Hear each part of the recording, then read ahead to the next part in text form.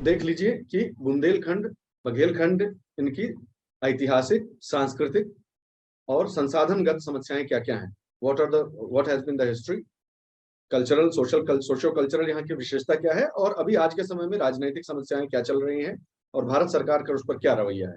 ठीक है, और उत्तर प्रदेश का क्या रवैया है, भारत सरकार का क्या रवैया है, सबको सब आपको जानना चाहिए। छोटा नागपुर प्लेट्यू से संबंधित दो चीजें ध्यान रखिएगा हमेशा।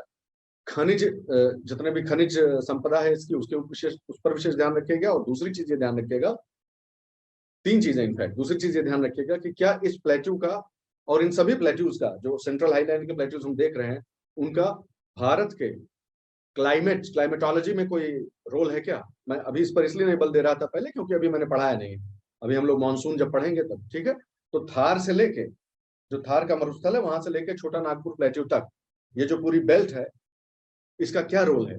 एक ट्रफ, चलिए बाद में ही बताएंगे। ठीक है, उसका क्या कोई संबंध है, ये याद रखिएगा कि मैं बताना बाकी।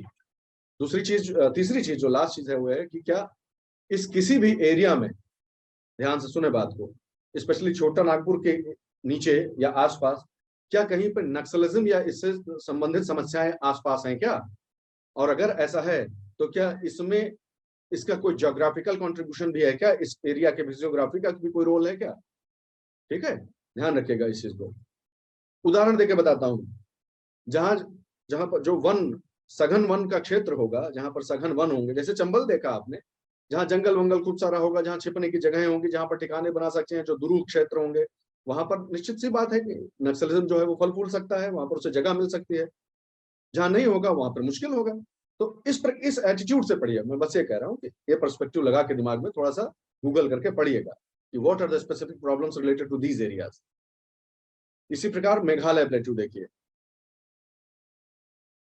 मेघालय प्लेट्यू को मैं बढ़ा करके आपको दिखाता हूँ। इसे हटा देते हैं, आगे से इस तरफ ले आते हैं। ये जो मेघालय प्लेट्यू है दोस्तों, यहां से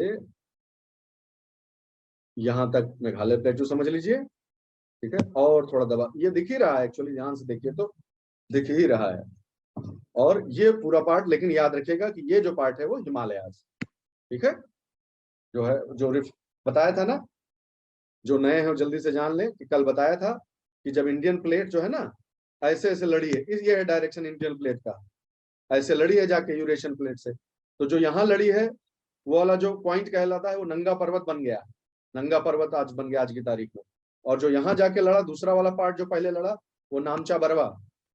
ठीक है, अरुणाचल के एकदम पीक पे नामचा बरवा करके यहाँ पर बन गया। ठीक है, और ये एरिया, ये वाला एरिया बहुत टफ था, स्ट्रांग था, और ऊपर वाला भी एरिया बहुत स्ट्रांग था, तो वो दोनों तो धंस गए, लेकिन ये उतना स्ट्रांग नहीं था, इसलिए ये आर्क बन गया। देखो ये पूरा आर्क बन गया। ठीक है, ध्यान रखिएगा इस चीज को। तो इस प्रकार से ये जो भाग है वो हिमालय का ही टूटा हुआ भाग है, ये ऐसे चलता चला जाता है नीचे भी। अभी मैप में देखेंगे, अंडमान निकोबार पढ़ाएंगे तो एक बार दिखाएंगे।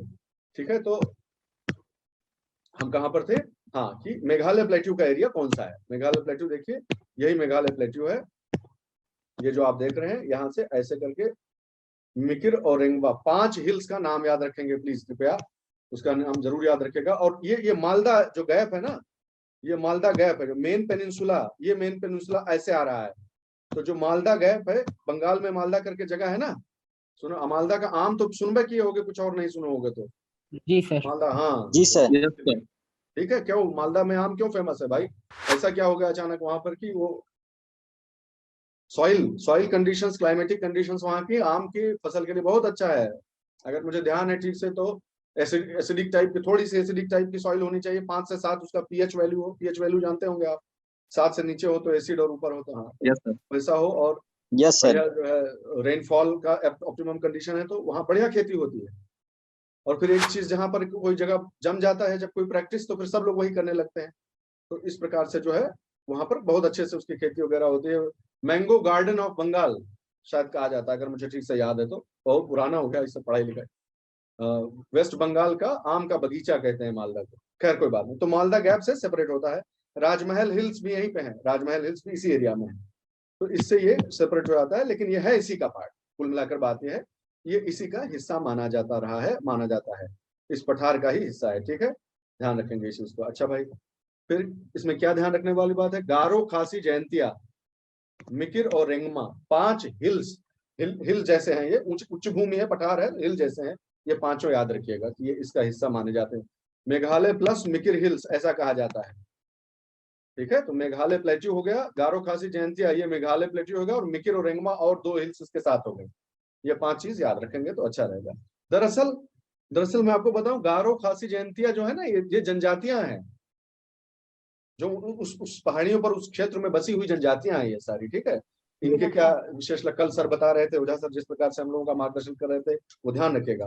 तो अब गारो गारो जो जनजाति है उसकी क्या विशेषता है, काशी का क्या है, क्या इनमें से कभी किसी ने आंदोलन किया है, इसका इनका नागालैंड से, इससे मिजोरम से क्या संबंध है, आपस में इनका क्या कैसे रहता है, कोई राइवलरी है, कोई विशेष कल्चर जो कि नेशनल इंपॉर्टेंस का हो, कोई डांस फॉर्म, ये सब चीज आप देख लीजिएगा, ठीक है। इसके साथ साथ हाँ, ये भी एक मैं लिखा था जानबूझ के कि बताऊंगा जरूर, कि कार्बी एंगलोंग करके असम का हिस्सा है वो, दरअसल ध्यान सुनिएगा, वो मेघालय प्लेट्यू, गड़बड़ाइएगा मत, देखिए असम मेघालय जब हम बोल रहे हैं तो ये राजनीतिक मानचित्र बोल रहा हूं मैं, ध्यान से सुने कृपया इस बात को। जब मैं कह रहा हूं असम मेघालय, तो ये राज्यों के नाम ले रहा हूं। जब मैं मेघालय प्लेट्यू, मेघालय पठार बोलूं, तो ये फिर राजनीतिक रूप से इसको बांटने की जरूरत नहीं है। तो मेघालय का पठार जो है वो मुख्य रूप से मेघालय में आता है, कुछ हिस्सा असम में, कुछ इधर भी फैल सकता है, कुछ इधर भी फैल सकता है, समझ गए ना। तो राजनीतिक अलग है और ये भौगोलिक चीज अलग बता रहे हैं। तो कार्बी आंगलोंग जो है, कार्बी आंगलोंग हिल्स जो है, एरिया जो है, अब वो इस जगह पर असम का हिस्सा है। तो कार्बी आंगलोंग से शुरू होकर गारो, खासी, जयंतिया, गारो फिर खासी फिर जयंतिया, मिकिर और रेंगमा, इस प्रकार से ये पूरा एक आर्क जो है धनुष जैसा, उल्टा धनुष जैसा बनता है, ठीक है। इसके बारे में थोड़ा थोड़ा आप विस्तार में देख लीजिएगा, गूगल करके उसी चालाकी से पढ़ लीजिएगा, जैसे हमने बताया, समय कम खर्च करना है, बहुत ज्यादा नहीं नष्ट करना है, सोशियो इकोनॉमिक पर्सपेक्टिव से अच्छे से देख लीजिएगा। फिर आता है दक्कन का पठार, अब हमारे मेन वाले पे, नीचे वाले पे, ठीक है, नर्मदा जी के नीचे वाला ये एरिया जो है, इस पे आए। दक्कन का पठार में पहला ऊपर का महाराष्ट्र प्लेट्यू, कर्नाटका का पठार, तेलंगाना का पठार ये, और तमिलनाडु की उच्च भूमियां, यहाँ पर रह गया है चौथा भी, इसमें जोड़ लीजिएगा, तमिलनाडु का अपलैंड्स, ठीक है। इसके बारे में एक्चुअली इसको बहुत डिटेल से पढ़ना पड़ेगा, आपको मैं बता देता हूँ। अच्छा, याद आ गया अचानक से, मैं अभी आपको तुरंत, ये यह प्रश्न जो है वो आया हुआ प्रश्न है, मुझे अचानक से याद आ गया है, मैं आपको यही बता देना चाहता हूँ, तो जो अभ्यर्थी हैं उनको आइडिया भी आ जाएगा कि किस प्रकार के प्रश्न आ रहे हैं। देखिए, अगर आप बेसिक समझते हैं तो कैसे आप एलिमिनेट कर ले जाते हैं चीजों को। प्रश्न आया था कि निम्नलिखित में से कौन सी फसल ऐसी है, अगर अभी याद एकदम से नहीं है, शब्दशः नहीं याद है, लेकिन मैं बता रहा हूँ, निम्नलिखित में कौन सी ऐसी फसल है जिसको बहुत पाला पड़े तो नष्ट हो जाएगी, जिसको ऐसे सॉइल चाहिए जिसमें थोड़ा बहुत मॉइस्चर रिटेंशन करने की कैपेसिटी हो, ठीक है। और एक दो और चीजें थी। तो अगर आपको बेसिक मालूम है, और उसमें एक दो ऐसे और हिंट थे जिससे पता चल जाता है कि ये इस एरिया का बात हो रहा है, महाराष्ट्र के आसपास का ही बात हो रहा है ये, ठीक है। तो उस पर जरा सा भी दिमाग आप अप्लाई करेंगे तो आप जानते हैं कि यहाँ पर ये दक्कन का दक्कन का लावा वाला क्षेत्र है, और जो लावा लावा आके जो सूख गया है, बैसाल्टिक लावा के, क्योंकि उसका उसका कलर कैसा हो जाता है, फिर डार्क कलर हो जाता है, उससे जो सॉइल बनती है, उसके ऊपर जो सॉइल बनेगी, मृदा बनेगी, वो काली मिट्टी का निर्माण करती है, ठीक है, ब्लैक सॉइल और ब्लैक सॉइल। सर यहाँ मैं सौर में दो तीन बात ऐड करूंगा कि जो टॉपिक सौर ने टच किया है कि एक सवाल प्रीलिम्स में आया है, वो सवाल अक्सर आता है जी सर। जो आपका एग्रीकल्चर है, उसमें जो आप खेती करते हो वहां पे सॉइल कौन सी है, सॉइल के एसेंशियल एलिमेंट्स क्या क्या है, उस सॉइल को प्रभावित कौन कौन से करने वाले नेचुरल और अननेचुरल कारक हैं, उस सॉइल में कौन कौन से पदार्थ मिलते हैं, जो आपका केपीएच है आपको जानना जरूरी है, उस सॉइल में क्या डालने से उर्वरता बढ़ती है, वहां पर कौन कौन सी खेती होती है, वही खेती वहां पर क्यों होती है, और वहां पर किस यूरिया का इस्तेमाल होता है। ये जो इन सवालों का स्ट्रक्चर है, यह आप जैसे सौर अभी एक महाराष्ट्र का प्लेटू लेके चल रहे हैं, दैट पार्ट, लेकिन आपको इस तरह की प्रक्रिया पूरे हिंदुस्तान में तैयार करनी होगी। और मुझे बहुत उम्मीद है यह सवाल इस बार आएगा, क्योंकि इस तरह का सवाल लास्ट ईयर नहीं आया था। कभी भी कोई सवाल आ सकता है, लेकिन यह आपको सर तैयार आया था करना एक ही सवाल होगा। पिछली बार। आया हुआ है? ये सर ये वाला आया हुआ है कपास का। हाँ, अब देखो कपास का अगर कुछ चेंज करने, देखिए आपके एग्रीकल्चर के सवाल का 2-3 सवाल का कोटा है। एग्रीकल्चर से सवाल ना आवे इसकी संभावना 0 होती है। तो आप इस इशू को जरूर तैयार करो। जैसे ही आज ये जो लेक्चर का ये टॉपिक है, ये टॉपिक ऐसा है जो एग्जाम में आने की बहुत ज्यादा प्रोबेबिलिटी रखता है। और आप as I am listening the lecture I am getting the point कि आपके दिमाग में ये ज्यादा क्लियर भी हो रहा है। तो आप जैसे ही लेक्चर क्लोज होता है, जो मैंने 7-8 पॉइंट दिखाए हैं, उस पॉइंट को आप फिर से देखिए। और जो शौर्य कंट्रोल कर रहे हैं महाराष्ट्र प्लेट्यू, उसको आप एक्सटेंड करो पूरे इंडिया पे। और उससे 2 फायदा होगा कि आपके विजन का विस्तार होगा। जब हम लोग मेंस पे आएंगे, आई विल एक्सप्लेन कैसे है मेंस में भी काम आ सकता है। Thank you sir. Thank you sir. तो जैसा कि सर ने बताया, जब अभी हम लोग, आपको ध्यान होगा कि हम लोग का जो प्रोग्रेशन है वो बड़ी चीजों से महीन चीजों की तरफ हो रहा है, जो हमने पढ़ाई शुरू की है। ठीक है, अभी हम लोग क्षेत्रों का खाली दिमाग में रख लेंगे कि कौन सा क्षेत्र किधर पड़ता है। ठीक है, उसके मुख्य मुख्य भाग क्या है, फिर धीरे धीरे इसके फाइनल एलिमेंट्स में जाएंगे। फाइनल एलिमेंट्स में क्या होगा, लोकल माइक्रो क्लाइमेट कैसा है, वहां की खुद की जलवायु कैसी है, कितना साल में कितना पानी, मुख्य रूप से 4 चीजें साल में। एनुअल मीन रेनफॉल, उसको औसत वर्षा कितनी होती, कितने एमएम होती है पूरे वर्ष में। वार्षिक औसत क्या है वर्षा का, नंबर 1। नंबर 2, वार्षिक तापमान में कितना फ्लक्चुएशन होता है। ठीक है, 2 हो गया। नंबर 3, सॉइल सिस्टम वहां का कैसा है। ठीक है, 3 हो गया। और नंबर 4, वहां की इरिगेशन फैसिलिटीज, वहां के फर्टिलाइजर सिस्टम, जो अब इंसान वाला पार्ट आ गया। ठीक है, ये हमेशा ध्यान रखा करिए इस चीज को। पहले प्राकृतिक चीजों को सारा अध्ययन कर लीजिए, फिर इंसान वाला एलिमेंट उसमें डाल दीजिए। तो प्राकृतिक चीजें क्या क्या हो गई। नंबर 1, वहां वो बेडरॉक कैसा है, बेडरॉक हम पढ़ रहे हैं इस समय। बेडरॉक के ऊपर सॉइल कैसे बनी। नंबर 2, वहां पर वर्षा कितनी होती है, कैसी होती है, साल में कितने दिनों में कितने दिन वर्षा होती है, कितने दिन खुला बादल रहता है, आसमान खुला रहता है, सनलाइट कितनी मिलती है, पाला तो नहीं पड़ता है, इस तरह की चीजें। फिर तापमान कैसे ऊपर नीचे होता है साल में, उसकी रेंज क्या है, उसका लैटिट्यूड क्या है तापमान का। और चौथी चीज की ह्यूमन से रिलेटेड इंटरवेंशन क्या क्या वहां पर है, इरिगेशन फैसिलिटी कैसी है, फर्टिलाइजर कैसा है, ये सब चीजें, डैम कोई बना है कि नहीं, सिंचाई परियोजना कैसी है। ये सब चीजें जब आप, ये हम इस तरफ ही जाएंगे ताकि कभी भी किसी को रटना ना पड़े कि यहाँ पर ये फसल पैदा होती है ना। अपना ध्येय यही है कि कौन सी फसल, किस प्रकार के वन, ये सब आपको वैसे ही मालूम होंगे। जैसे ही ये 4 चीजें समझ जाएंगे आप, तो आप वनों के विषय में आप भविष्यवाणी कर सकते हैं। यहाँ पर भविष्यवाणी का मतलब अंदाजा लगा सकते हैं, वन के विषय में लगा ले जाएंगे। अब आप इंडस्ट्रीज के विषय में भी थोड़ा थोड़ा बताने लगेंगे जब आप ये सब चीजें समझ जाएंगे कि किस प्रकार के उद्योग स्थापित होंगे, जनसंख्या किस प्रकार से, वहां पर जनसंख्या का वितरण होगा, लोग कैसे बसेंगे, किस प्रकार की वसाहत होगी, वहां पर ट्यूबवेल खोदा जा सकता है कि नहीं, या वहां पर नहर परियोजना ज्यादा सफल होगी कि ट्यूबवेल परियोजना ज्यादा सफल होगी, वहां नदियां कैसी हैं, जल प्रपात कैसे हैं, अगर जल प्रपात ऐसे हैं तो वहां पर जल विद्युत बन सकती है कि नहीं बन सकती है। इस सब तरह का हम इस पूरे सेटिंग के साथ धीरे धीरे आगे बढ़ेंगे और हम और आप दोनों सीखते चले जाएंगे। ठीक है, तो ये भाग याद रखिएगा। महाराष्ट्र जो दक्कन का पठार है, दक्कन के पठार में जो मुख्य भाग है, महाराष्ट्र प्लेट्यू, कर्नाटका प्लेट्यू, जिसे मैसूर प्लेट्यू भी कहते हैं, मैसूर का पठार, तेलंगाना प्लेट्यू। ठीक है, तेलंगाना प्लेट्यू हो गया। और फिर तमिलनाडु की अपलैंड्स भी यहाँ पर इसमें आती हैं। अब इस सिर्फ और सिर्फ एक जो है सिंहावलोकन वाला परिचय मैं आपको दे रहा हूँ। ठीक है, अब महत्वपूर्ण भाग 2 और आ गए, बहुत महत्वपूर्ण, ईस्टर्न घाट्स और वेस्टर्न घाट्स। सब लोग खूब अच्छे से समझ लें कृपया।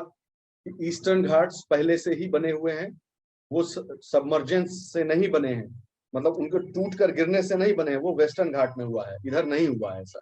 ठीक है, जो जैसा था सिस्टम उसी में पहाड़ बनने की, पर्वत बनने की जो है प्रक्रिया शुरू हुई, और फिर धीरे धीरे धीरे करके जो है वो आगे बढ़ते बढ़ते डिन्यूडेशन हुआ है उनका। ठीक है, ओरोजुनी जो है आर्कियन समय जो था, यानी सबसे पुराना समय, और प्रोटेरोजोइक, जब पहली बार जीवन पैदा हो रहा था धरती पर, उस दौरान, उसी के दौरान बीच में यही ईस्टर्न घाट बना था। जब बाकी ये पूरा एरिया जैसे बना था वैसे ये भी बना था, तो तब इसकी ओरिजिनी हो गई, छोटे छोटे पहाड़ बन गए। उसके बाद से ये क्षरण ही हो रहा है इसका, ये डिन्यूडेशन और इरोजन ही हो रहा है, तो इसलिए ये छोटे हैं वेस्टर्न घाट की तुलना में, जबकि वेस्टर्न घाट बाद में बने हैं और वो फ्रैक्चर से बने हैं, इसलिए वो अलग है इनसे। तो भाई क्या जान सकते हैं हम ईस्टर्न घाट के बारे में? Average height is less than western Ghats, बिल्कुल सही बात है, ठीक है। और नॉर्थ वर्ड जाने पर राइज करती है, उल्टा है।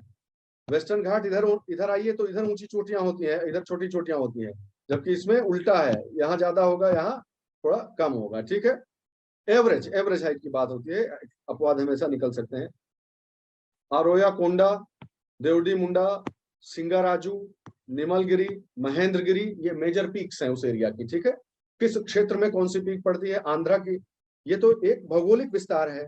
अब इसका राजनीतिक भाग कर लीजिएगा, ठीक है, कि ईस्टर्न घाट में पाए जाने वाली सबसे ऊंची चोटी यह है, लेकिन वो इस राज्य में है, तो उसके बगल वाले राज्य की सबसे ऊंची चोटी कौन है? इस तरह का थोड़ा सा इंटेलिजेंट स्टडी कर लीजिएगा, ठीक है, इसको ये जान लीजिएगा। मूल रूप से ऐसा एक लाइन में बोल देता हूं, ये वाले शब्द ना भी समझ में आ रहा है, अभी समझा भी दूंगा कि क्या है ये। दरअसल लावा, जब सबसे पहले लावा ने भारत की प्लेट को बनाया था, फिर उस पर बहुत अधिक दबाव बनने से, याद है सभी को, इग्नियस रॉक्स जो होती हैं वो भी मेटामॉर्फिक हो सकती हैं, उनका भी कायांतरण हो जाता है, मेटामॉर्फिक रॉक में बदल जाती हैं। तो ये वही मेटामॉर्फिक रॉक्स का नाम लिखा हुआ है, 2-3 जो लिखा हुआ है। नाइस याद है ना, ग्रेनाइट जो है वो नाइस में बदल सकता है और ग्रेन्युलाइट्स में बदल सकता है। तो ग्रेन्युलाइट्स एक जनरल टर्म है, ग्रेनाइट ग्रेन्युलाइट में बदल जाता है मेटामॉर्फिक होकर, यानी ग्रेनाइट जो कि एक आग्नेय चट्टान का प्रकार है, वो कायांतरित होकर ग्रेन्युलाइट में बदल जाता है। अब इसका नाम यहाँ पर, ये एक साइंटिस्ट का नाम है, अगर मुझे याद आ रहा है ठीक से, चार्नोक जो थे वो साइंटिस्ट का नाम है आई थिंक, इसलिए नाम रख दिया गया उनका। घूम घुमा के कुछ और नहीं है, ये आग्नेय चट्टानों के कायांतरित है, बस अलग अलग थोड़ा थोड़ा अंतर होता है, इसलिए अलग नाम है। जैसे यही ले लीजिए खोंडालाइट्स, खोंडालाइट्स इसलिए कहा जाता है क्योंकि खोंड ट्राइब, वहां पर जनजाति, खोंड नाम के नामक जनजाति वहां पाई जाती है, तो उसके वहां पर उसका वसाहत था, इसलिए उसका नाम खोंडालाइट्स रख दिया गया, उस पर पूरे ब्लॉक का नाम। कहने का अर्थ है, समझने वाली बात बस इतनी सी है, यह पूरा का पूरा ईस्टर्न घाट की जो पहाड़ियां हैं, उनका अगर कंपोजिशन, उनके संगठक के बारे में बात करिए तो आप पाएंगे कि वो आग्नेय चट्टानों के कायांतरित होने से बने हुए हैं। दैट्स ऑल, घूम घुमा के, ज्यादा नहीं परेशान होना है, ठीक है। अभी बताते हैं कि क्या क्या हमको स्टडी करना रहता है, ठीक है। फिर वेस्टर्न घाट देख लीजिए थोड़ा सा, सह्याद्री भी कहा जाता है, आप जानते हैं इनको, ठीक है। तापी के मुख से लेकर, मुहाने से लेकर, आ गया ये सवाल आ चुका है, बताया था मैंने कि लोगों को लगता है कि गुजरात में नहीं, महाराष्ट्र से ही चालू होता है, नहीं नहीं नहीं, ऐसा नहीं है, गुजरात में भी उसका पार्ट है। डांग, डांग करके यहाँ पर एक इलाका है, बताया था आपको, तो तापी के ठीक नीचे से वो पूरा हिली एरिया वहां से शुरू होता है, 100 किलोमीटर जैसा चल के जाइए और बढ़िया पहाड़ियां मिल जाती हैं। तो गुजरात, महाराष्ट्र, गोवा, कर्नाटक और केरला, तमिलनाडु, ठीक है, ध्यान रखिएगा सब। यहाँ तमिलनाडु, आप सोचेंगे तमिलनाडु कहाँ से आ गया, ये ऐसे जाके ऐसे होता है नीचे, ऐसे है ना, देख रहे होंगे यहाँ पर, तो तमिलनाडु में भी उसका हिस्सा है, वेस्टर्न घाट का हिस्सा तमिलनाडु में भी है, ठीक है, ध्यान रखेंगे। Steep west slope but gentle east slope, अब आप ये भी जानते हैं, या याद रखने की जरूरत नहीं है, अब आप जानते हैं कि ऐसा क्यों है। इस तरह का जो स्लोप होगा वो एकदम खड़ा होगा, और जो पूर्वी तरफ जाएगा तो धीरे धीरे जाएगा, निश्चित सी बात है, क्योंकि यही वाला भाग तो है, यही वाला तो भाग है जो पहले ऐसा था, लेकिन ये पूरा का पूरा ब्लॉक टूटा और नीचे समुद्र के नीचे चला गया, इसलिए ये पहाड़ियां बन गई फिर ऐसे, ठीक है, इसलिए वेस्टर्न घाट बन गया। फिर this is a kind of block mountain, याद होगा आपको बताया था, अभी शुरू में भी बताया था कक्षा में, ये ब्लॉक माउंटेन जैसा है कि एक पार्ट टूटा, जो खड़ा रह गया वो माउंटेन जैसा बन गया देखने से, ठीक है। ईस्टर्न घाट को ये नीलगिरीज में, देखिए यहाँ पर ध्यान से देखें, नीलगिरी, ये नीलगिरी है, ठीक है, नीलगिरीज में, ये ईस्टर्न घाट इधर से आ रहा है, इसी एरिया में, नीलगिरी एरिया में ईस्टर्न घाट और वेस्टर्न घाट आके जुड़ जाते हैं, ठीक है। और फिर भी एक छोटी सी पूंछ वेस्टर्न घाट के नीचे रह जाती है, देखिए ये वाला हिस्सा, ठीक है, तो यहाँ पर आके ज्वाइन करते हैं, ठीक है। नीलगिरी में आकर ईस्टर्न, पूर्वी और पश्चिमी घाट जो है वो दोनों आके जुड़ जाते हैं, ये बात याद रखेगा। अभी इसको बताता भी और डिटेल से भी देखेंगे इसको, ठीक है। तो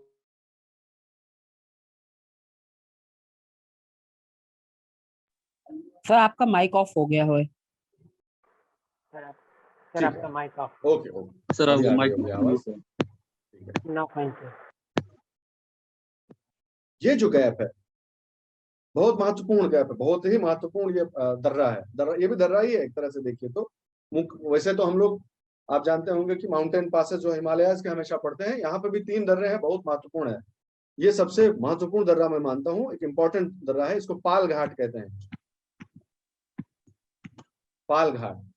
तो ये क्या कर रहा है, नीलगिरी को अनामलाई, ये जो एरिया है ये अनामलाई का एरिया है, तो नीलगिरी को अनामलाई एरिया से पाल घाट अलग करता है। फिर इसके ऊपर जाएंगे, 2 और महत्वपूर्ण घाट है बंबई के पास, बंबई पुणे और बंबई पुणे और बंबई नासिक, याद रखेंगे इस चीज को, ठीक है। मुंबई और पुणे और मुंबई और नासिक को जोड़ने वाले 2 गैप्स हैं। तो भोर घाट जो होता है, भोर घाट और बिल्कुल सही, भोर घाट मुंबई और पुणे को और मुंबई और नासिक को जोड़ने वाला जो है वो भाल, ठीक है, बिल्कुल सही। और देखते जाइए आगे, और कोई महत्वपूर्ण जानकारी हमारे लिए है क्या? अनाईमुड़ी जो है वो हाईएस्ट पीक है, याद रखेंगे। नीलगिरीज में जो अनाईमुड़ी है वो हाईएस्ट पीक मानी जाती है, पूरे वेस्टर्न घाट की हाईएस्ट पीक। देखिए साउथ की तरफ है हाईएस्ट पीक जो है, ठीक है। अनाईमुड़ी, कुद्रेमुख, कुद्रेमुख बहुत ही इंपॉर्टेंट, बहुत बड़ा इंपॉर्टेंट, सबसे one of the most important hills and entire areas, पूरा क्षेत्र ही बहुत इंपॉर्टेंट है ये। लौह धातु के अयस्क वगैरह, बहुत बढ़िया, बहुत रिच एरिया है ये अयस्क के लिए, याद रखिएगा इस चीज को। ये हम पढ़ेंगे भी, चिंता न करें, इसको हम पढ़ेंगे भी कि सारे मुख्य एरियाज पढ़ेंगे। ऐसे ही पुष्पगिरी जो है वो भी बहुत एक महत्वपूर्ण पीक है जो है, इसको भी ध्यान रखिएगा। अगर मुझे ध्यान से याद आ रहा है, इसमें द्राविडियन जो जनजातियां हैं वो इसमें बहुत समय तक, बहुत तेजी से ये डिस्टर्ब हो गया है एरिया, लेकिन काफी जनजातीय जो है जनजातियां यहाँ पर, उनका निवास स्थान रहा है ये, ठीक है। काल सुबाई मेजर, ये सारी मेजर पीक्स हो गई। गोदावरी, कृष्णा, कावेरी, श्रावती, जोगफाल सुना होगा आपने, जोग हाईएस्ट इस टाइप का, Yes, sir. हाईएस्ट जरसोपा भी फॉल बोलते सर, हैं, यस हाँ, सर। Yes sir. दो नाम है। तो इसी शरावती रिवर्स, ये सारी रिवर जो है वो इन्हीं में पाई जाती है, इस वेस्टर्न घाट से ही निकलती है, ठीक है। इस चीज का भी ध्यान रखिएगा। तो और इसमें मुझे अगर चीज याद है, हाँ, ये हमेशा ध्यान रखिए, ये बार बार कहने की बात नहीं है, मैं आगे लिख दिया हूँ खैर, लेकिन इन हेडिंग्स को हमेशा ध्यान रखिएगा, चाहे जो पढ़ रहे हैं। देखिए ये जो हेडिंग्स हैं कि मेजर जियोफिजिकल डिफरेंसेस क्या है ईस्टर्न घाट वेस्टर्न घाट में, किसी भी कोई भी 2 साइड तुलना कर रहे हो तो हमेशा ध्यान रखिए कि उनकी ओरिजिन, उत्पत्ति में क्या अंतर है, उनके स्वरूप संरचना में क्या अंतर है, ठीक है, उनके डायरेक्शन में क्या अंतर है, इस तरह के जियोफिजिकल डिफरेंसेस याद रखिए। नंबर 2, उनका सोशियो इकोनॉमिक प्रभाव क्या है। अच्छा, तो ऐसा होने से क्या होता है आज हमारे जीवन पर, जनजीवन पर, वहां पर रहने वाले लोगों के जीवन पर उसका क्या प्रभाव है। फिर बहुत इंपॉर्टेंट, वहां पर बायोडायवर्सिटी से जुड़ी हुई कोई महत्वपूर्ण चीज है क्या? क्या यहाँ पर कोई एंडेमिक स्पीशीज है जो कि सिर्फ यहीं पाई जाती है और कहीं नहीं पाई जाती, इस प्रकार के कोई कंजर्वेशन से रिलेटेड कोई इशू है क्या? क्या वहां पर ऐसा तो नहीं कि शिफ्टिंग कल्टीवेशन होता हो, ठीक है, झूम खेती, झूम वाली खेती जो होती है जैसे नॉर्थ ईस्ट वगैरह में, तो इस तरह के एनवायरमेंट को प्रभावित करने वाली कोई बहुत महत्वपूर्ण चीज तो नहीं है। फिर और क्या देख सकते हैं कि अब कोस्ट की बात है तो मेजर बीचेस देख लिए, वेस्टर्न घाट ईस्टर्न घाट की बात है तो मेजर हिल स्टेशन के बारे में जान लिया, कोई स्पेशल हिल स्टेशन है तो क्यों स्पेशल है, हाईएस्ट पीक हमने देख ही लिया। ये जो हेडिंग्स है आप देख लीजिएगा, कोई भी लैंड फॉर्म पढ़िए इन्हीं हेडिंग्स के अलाउंग पढ़िए। और भी मैं एग्जाम्पल भी दूंगा आपको अंडमान निकोबार पढ़ा के कि मैं क्या कहना चाह रहा हूँ, अभी मैं आपको बताऊँ। थार हमने देखा ही था, थार का 360 डिग्री एनालिसिस हमने मरुस्थल का किया था, वैसे ही अंडमान के बारे में भी मैं आपको बताता हूँ। इसमें कुछ और वो नहीं, कोस्ट पे भी आएंगे तो मैं आपको बताता हूँ, ठीक है। चलिए कोस्ट के बारे में देखते हैं एक नजर। आप जानते हैं कि बहुत बड़ी कोस्ट लाइन है हमारी, कितने किलोमीटर लंबी है, कितने हजार किलोमीटर लंबी है, ये सब छोटा सा हल्का सा आइडिया होना चाहिए। यूपीएससी कभी भी बहुत ज्यादा इसमें नहीं पड़ता, हल्का सा आपको आइडिया होना चाहिए कि कोस्टल लाइन के हिसाब से टोटल जो है वो राज्यों का जो है क्रम क्या है, ये सब थोड़ा सा मालूम होना चाहिए। गुजरात ऐसा है, फिर उसके बाद ये, फिर उसके बाद ये, इस प्रकार से आप क्रम देख लीजिएगा। और ये भी देख लीजिएगा कि उस क्रम का कौन फायदा उठा पा रहा है, ये है यूपीएससी का सोच। अब यहाँ से शुरू होता है। क्रम आप जान गए कि सबसे ज्यादा कोस्ट लाइन किसके पास है, तो कोस्ट लाइन सबसे ज्यादा ये है 1 2 3 4, लेकिन सबसे ज्यादा फिशिंग कहाँ होती है, सबसे ज्यादा ओशियनिक रिसोर्सेज का दोहन किसके पास है, कौन कर रहा है, इस नजरिए से आप पढ़िएगा, ठीक है, तो अच्छा रहेगा। मुख्य पोर्ट्स, बंदरगाह देखिए, जैसे बंदरगाह, सारे बंदरगाह देखे दिए हुए हैं, टोटल बहुत सारे बंदरगाह हैं। आपके अंदाजे में टोटल कितने बंदरगाह होंगे हिंदुस्तान में?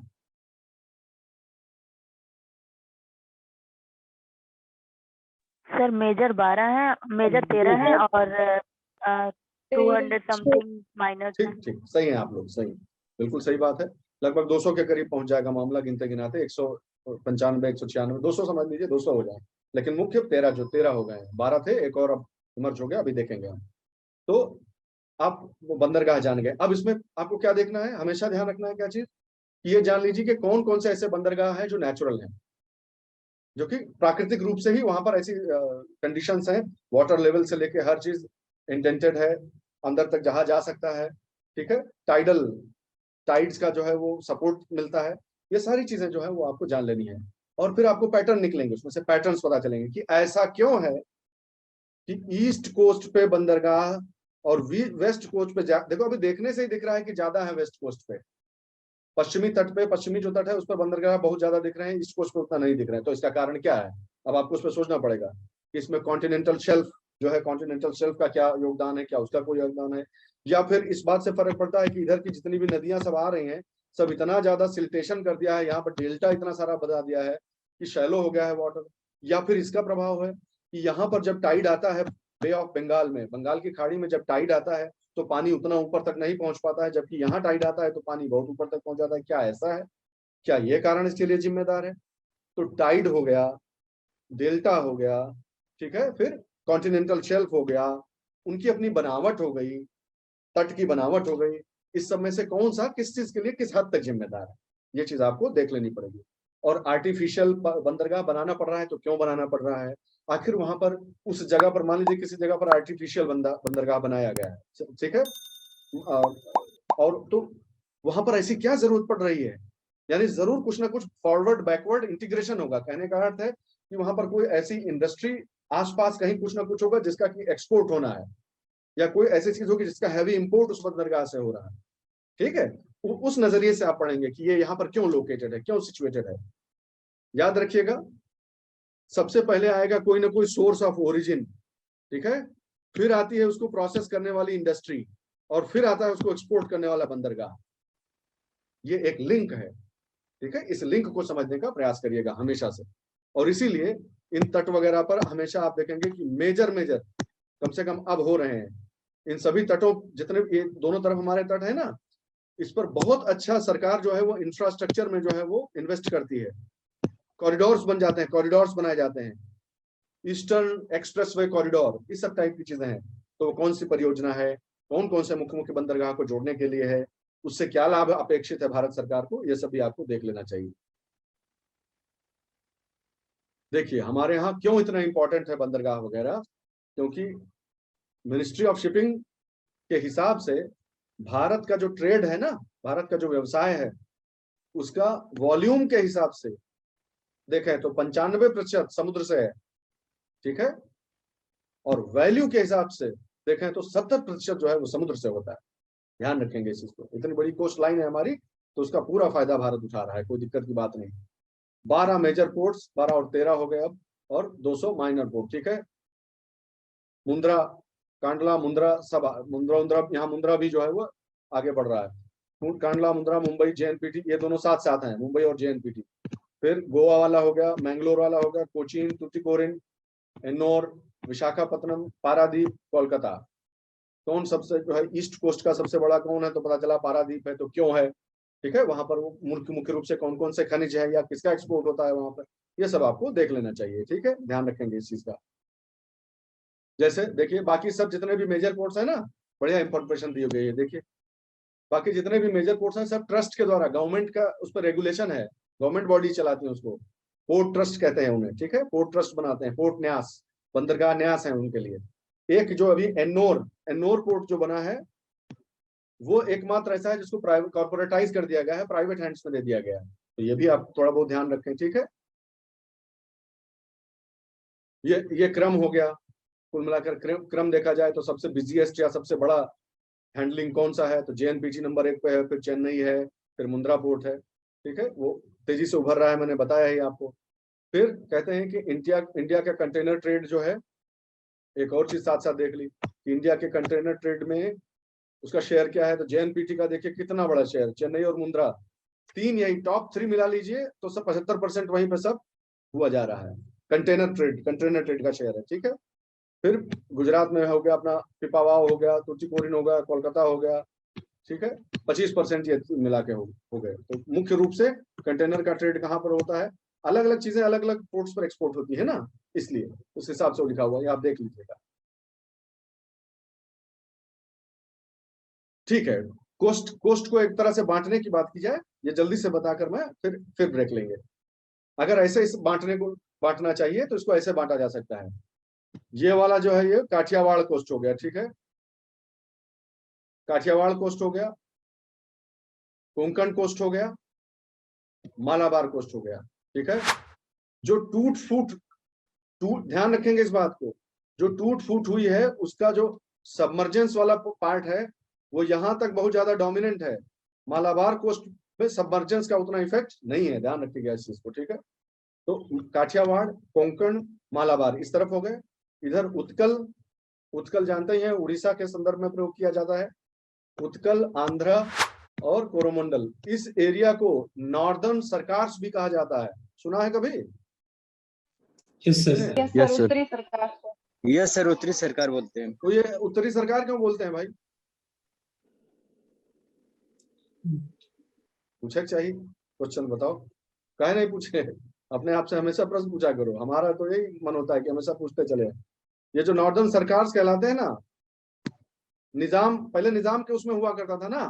एक्चुअली सरकार जो शब्द है टेक्निकली देखिए तो शेरशाह सूरी के समय से जो डिस्ट्रिक्ट यूनिट होती थी, आदरणीय सर इस पर ज्यादा मार्गदर्शन कर पाएंगे, मुझे उतना आइडिया नहीं है, लेकिन जो हल्का सा पढ़ाई की मैंने याद आया वो ये है कि शेरशाह सूरी के ही समय से डिस्ट्रिक्ट को जो होते हैं, जो जिले होते हैं, सरकार, परगना, इस तरह के नाम तो हुआ ही करते हैं। तो हुआ ये कि निजाम के हाथ से ये वाला एरिया चला गया था ना, अगर आपको ध्यान, अगर आप पढ़े हैं तो सर तो जरूर ये वाला तो पढ़ाया ही होगा।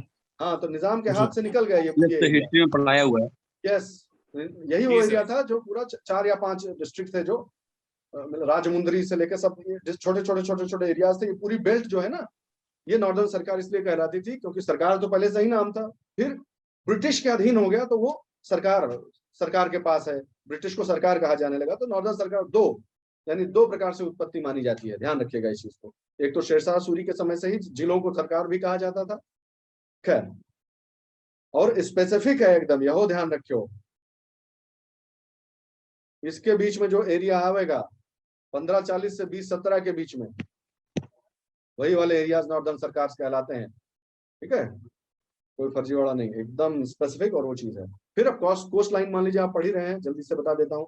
तो मुख्य मार्ग भी जान लीजिए, बहुत आवश्यक है, हमेशा ध्यान रखा करिए कि इंपॉर्टेंट ट्रेड रूट्स क्या क्या है, समुद्री मार्ग क्या क्या है। भाई कहीं पता चला इसी में कुछ फंसा के सवाल पूछ लिया कि यहाँ से यहाँ तक जाना हो तो कौन सा मार्ग सबसे आसान पड़ेगा। फिर बहुत ज्यादा महत्वपूर्ण, हमारे स्ट्रेटेजिकली इंपॉर्टेंट रूट कौन कौन से हैं, ठीक है। चाबहार सुना है किसी ने, चाबहार का नाम करंट अफेयर्स में?